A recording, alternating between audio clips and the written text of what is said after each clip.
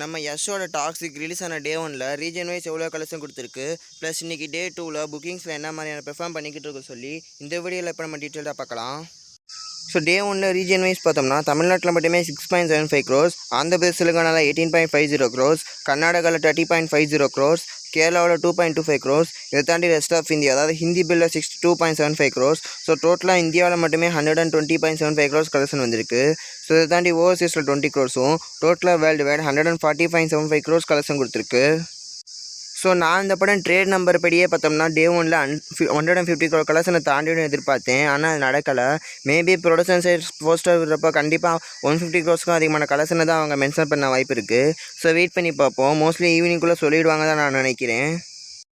Next நம்ம யஷ்க்கு ப்ரீவியஸாக release ஆன கேஜிஎஃப் சாப்டர் 2 எடுத்துட்டோம்னா அது 160 crores அதிகமான ஓப்பனிங் டே கலெக்ஷனை கொடுத்துச்சு.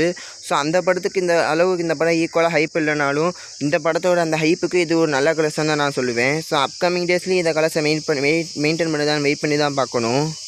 சரி, அதே இது நம்ம இந்தியன் சினிமாலே இது வரைக்கும் ஹையஸ்ட் ஓப்பன் இண்டியா கலெக்ஷன் கொடுத்த மூவிஸ்னு பார்த்தோம்னா 10th பிளேஸில் கூலி 151 crores கலெக்ஷனும், 9th பிளேஸில் ஓஜி 154 crores கலெக்ஷனும், கேஜிஎஃப் சாப்டர் 2 8th பிளேஸில் இருக்குது 165 crores-ம், தேவரா பாட்டு 172 crores, சலார் 178 crores-ம், கல்கி 191 crores-ம், பாகுபலி 2 270 crores-ம், RRR 223 crores-ம், துரந்தர் 2 240 crores-ம், புஷ்பாத்தி ரூல் பார்த்தோம்னா 294 crores கலெக்ஷன் கொடுத்துருக்கு. ஸோ இதுதான் நம்ம இந்தியன் சினிமாலேயே டே 1 ஹையஸ்ட் கலெக்ஷன் கொடுத்த மூவிஸ்.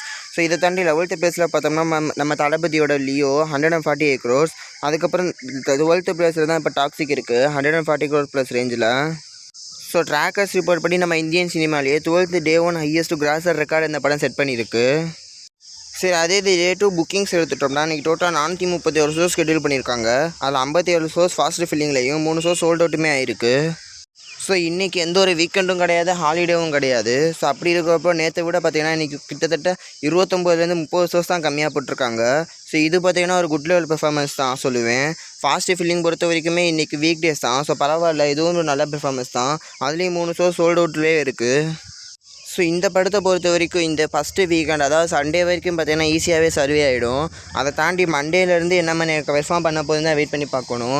ஏன்னா இந்த மூவிக்கு ஆல்மோஸ்ட் பார்த்தோம்னா ஹிந்தி சைடு பார்த்திங்கன்னா மிக்ஸ்டு ரிவ்யூவும், most of the south India சைடெல்லாம் நெகட்டிவ் ரிவ்யூ தான் வந்துக்கிட்டு இருக்குது. ஸோ வெயிட் பண்ணி பார்ப்போம் அந்த படம் வீக் டேஸில் என்ன மாதிரியான பெர்ஃபார்ம் பண்ண போகுதுன்னு.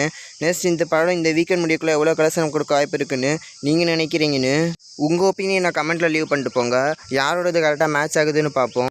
ஸோ அதையும் தாண்டி இந்த படத்தை யாராச்சும் பார்த்துருந்தீங்கன்னா உங்களோட ஒப்பீனியன் என்னன்னு சொல்லியும் கமெண்ட்டில் சொல்லிட்டு போங்க.